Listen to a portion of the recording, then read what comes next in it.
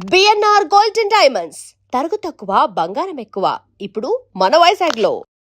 కానీ ఈ రగడు rough cinema ఇవన్నీ పక్కన పెడితే యూజువల్గా ఇప్పుడు సినిమా అనగానే ఒక తెలియకుండానే మాకు ఒక ట్రంప్లెట్ ఒకటి కొత్త ట్రంప్లెట్ ఒకటి తయారవుతుంది.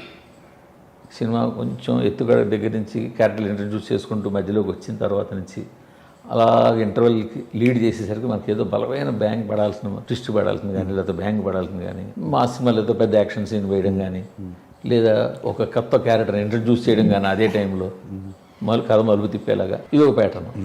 మళ్ళీ సెకండ్ హాఫ్ వెళ్ళిన తర్వాత క్లైమాక్స్ ప్రీ క్లైమాక్స్ దగ్గర కూడా బలమైన సీన్లు ఇట్లాంటి ఇవన్నీ గమనించి మీ స్క్రీన్ ప్లేని కూడా అలాగే మార్చుకున్నారేమో.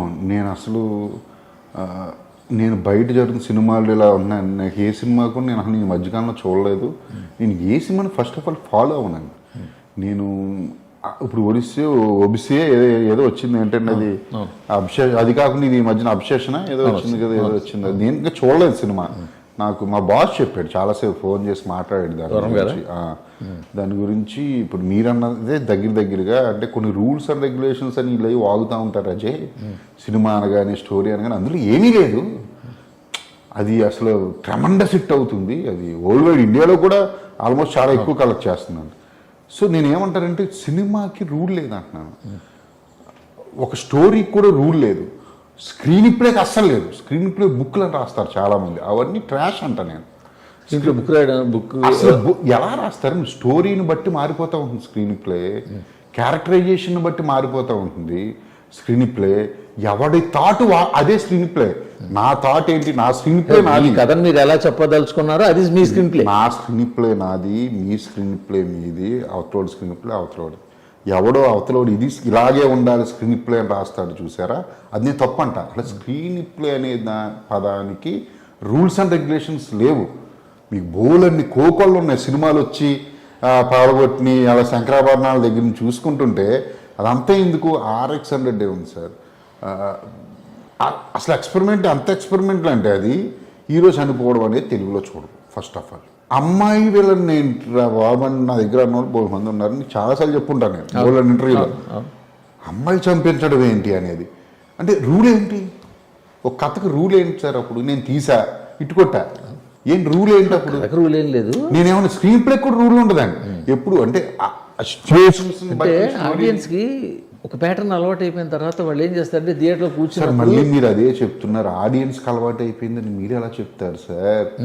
నేను ఇప్పుడు చెప్పిన ఈ సినిమాలన్నీ ఆడియన్స్ చూస్తేనే కదా హిట్ అయినాయి. మరి అటువంటి ఆడియన్స్ చూస్తే అలవాటు మళ్ళీ కొత్తగా అలవాటు చేయాలి. నేను నా దాంట్లో ఉండవని అనట్లేదు, నేను ఉండవు అని అనట్లేదు. నేను ఓకే, జస్ట్ మీరు అడిగిన దాన్ని నేను ఆన్సర్ ఏంటంటే నేను అటువంటి రూల్స్ పెట్టుకోను. నాకు అనిపిస్తే నేను తీస్తాను అంటున్నాను, రాసుకుంటా అంతే. పక్కన ఏదో వస్తున్న ఆడియన్స్ అలవాటు పడ్డారు కదా అన్నట్టు నాకు తెలియదండి అసలు.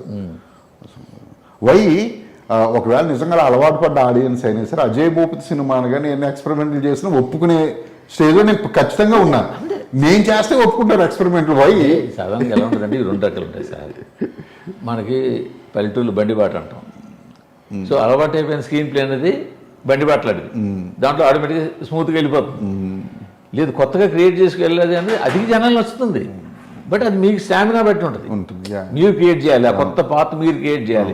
ఇది కాదురా ఈ బండిబాట ఇలా కూడా వెళ్ళొచ్చు అని చెప్పి మీరు క్రియేట్ చేయాలి. మాలాంటి వాళ్ళకి ఎలా అవుతుందంటే మూర్తి గారు, ఇప్పుడు కొన్ని కమర్షియల్ పక్కా కమర్షియల్ మాస్ కమర్షియల్ సినిమాలు చేసే కొన్ని చాలా తప్పులు వదిలేస్తారు ఆడియన్స్, పెద్ద పట్టించుకోవాలి. కానీ నాలాంటి వాడు తీసే ఈ డార్క్ సైడ్ ఆఫ్ మూవీస్ మంగళవారం మరి క్షుణ్ణంగా ఆలోచిస్తారు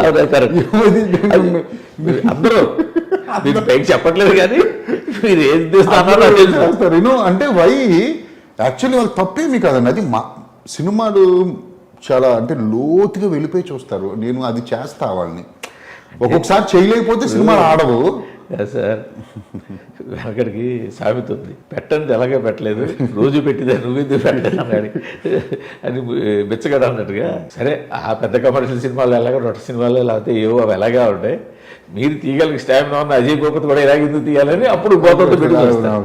అది మీకు మీ క్వాలిటీ ఆఫ్ మేకే మీకు శాపం కావచ్చు. శాపం అని నేను ఎప్పుడూ అనుకోను.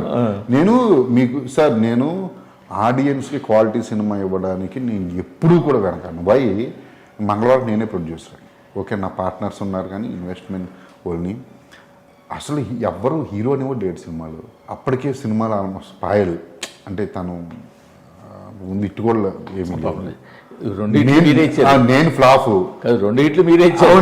నేను మా మహాసముద్రం తీసి ఫ్లాప్లో ఉన్నాను. మంగళవారం బడ్జెట్ 19 CR అయింది. 1 or 2 days అవుట్డోర్ షూటింగ్ చేశాను. అలా హైదరాబాద్లో కెమెరా పెట్టలే, వేరే ప్రొడ్యూసర్ అయితే ఒప్పుకునేవాడు కాదు. 70 days నైట్స్ చేశాను నేను. లైట్స్ గీట్స్ అలా మా ఊరు చూస్తే అదేదో పెద్ద పెద్ద పెద్ద లైట్లు పెట్టి కట్టిక్క చీకట్లో లైట్ చేయాల్సి వచ్చేది. ఇది ఎక్స్టీరియర్ మొత్తం ఊరు బయట, అంటే ఎంత లైట్ కావాలి. నేను అలా చేశాను కాబట్టే మంగళవారం అందరి మైండ్లోకి వెళ్ళిపోయిందని నాకు తెలుసు. చెన్నై, కేరళ అసలు దాని గురించి ఎంత మాట్లాడుకుంటారో, ఏ టెక్నీషియన్స్ ఎలా మాట్లాడుకుంటారని నాకు తెలుసు. నేను ఇందాక మీకు అన్నాను కదా, అది ఎంత వెళ్ళిపోయింది అనేది నేను మీకు మంగళవారం టు రిలీజ్ రోజున తెలుసు. అది నేను కేవలం ఆడియన్స్ కోసం, మీకు తెలియదు సార్ మూర్తి గారు, రిలీజ్ కరెక్ట్గా ఇంకో నెల ఉంది అనగా నా కారు బెంజ్ గారు అప్పుడు ఎందుకైనా బెటర్ అని బైక్ కొని పెట్టుకున్నాను. నేను తెలుసు, మీకు ఏం తెలుసు. నేను ఏమన్నానంటే అంత బడ్జెట్ నేను పెట్టుకున్నా సినిమాకి కానీ నేను కాల్ మీద కాల్ వేసి కూర్చొని నేను అన్నీ చేసుకోగలిగా. వై అక్కడ ఎవరున్నారు, మీరు సినిమా చూశారు, ఫస్ట్ హాఫ్లో ఓన్లీ క్యారెక్టర్స్ రన్ అవుతాయి, హీరో ఉండు హీరోయిన్ ఉండదు. సెకండ్ హాఫ్ వస్తాయి క్యారెక్టర్స్, హీరోయిన్ పాయిల్ ఎంటర్ అవుతుంది, ఆ మాస్క్ మ్యాన్ ఎవరో లాస్ట్లో ప్రీన్స్ ఎంటర్ అవుతాడు తప్ప. అది నేను ఖచ్చితంగా నమ్మానండి. అది నమ్మకపోతే ఏది చేయం కదా, కేవలం ఆడియన్స్ కోసమే. చూడండి, సినిమా ఎప్పుడైతే జనాలు ఓన్ చేసేసుకున్నారో ఇంకా దాని గురించి వాళ్ళే ఇంకా ఎక్కువ మాట్లాడతారు. మీరు ఇప్పుడు మంగళవారం గురించి కానీ RX 100 గురించి కానీ మీరు ఇంత మాట్లాడితే జనం ఇంత మాట్లాడారు, వాళ్ళు ఓన్ చేసినారు. లేదు సార్, నేను ఆఫ్టర్ మంగళవారం నేను ఎవరికైనా ఇంటర్వ్యూలో వెళ్ళని తెలుసు, ఒకే ఒకటి ఇచ్చా. నేను చాలా మంది ఫోన్లు చేసేవారు, ఇప్పుడు నేను మూడు అయిపోయింది, నేను వేరే సపోజ్ జనాలు రిసీవ్ చేసుకొని సినిమా ఉంటుంది అనుకోండి, మనం మాట్లాడాలి ఎక్కువ. లేదు నేను ఇలా తీశాను, అలా తీశాను, ఈ ఉద్దేశం తీశాను, ఆ ఉద్దేశంతో తీశాను, మనం చెప్పాల్సి ఉంటుంది. మనం ఆయన చెప్పిన జనాలు అంటారు, జనాలు కరెక్ట్ అయ్యి. నన్ను బోలక మంది సార్, నన్ను చెన్నై ఇప్పుడు రాధాకృష్ణ మిక్సింగ్ అక్కడికి వెళ్తే వేరే సినిమాలు కూడా జరుగుతూ ఉంటాయి. తమిళ్ రాధాకృష్ణ మంగళవారం గురించి మాట్లాడతారు, మంగళవారం గురించి మాట్లాడితే అసిస్టెంట్ పిలిచినది నా దగ్గరికి వచ్చి అడుగుతారు ఆ షాట్లు సార్, మీ మ్యూజిక్ ఇక్కడ ఫుల్ ఫేమస్, లేకపోతే ఆ షాట్లు ఎలా తీశారు. అది అక్కడ ఇంకా పెద్ద, అక్కడైతే 5కి 4.5 అవి మొత్తం రేటింగ్లు చెన్నైలో. ఏది కేరళ మూవీస్కి ఇక్కడ మన వాళ్ళు ఇస్తారు కదా, అలాగా చాలా మంది క్వశ్చన్లు వేస్తూ ఉంటారు సార్, అది ఎలా తీసారు, ఇది ఎలా తీసారు. మీ డైలాగ్లో మీరు పంచులు భలే వేస్తున్నారు. అక్కడ 4.5 అక్కడ కేరళ సినిమాకి మన వాళ్ళు ఇస్తారు కదా అంటే మీ సెటైర్ ఏంటి చెప్పండి. సెటైర్ కాదు, నాకు ఇక్కడ కూడా మంగళవారం అంటే ఫిలిం క్రిటిక్స్ అనే వాళ్ళని నేను అంటే ఇప్పుడు దానికి అర్థం కూడా మారిపోయింది సార్. ఇప్పుడు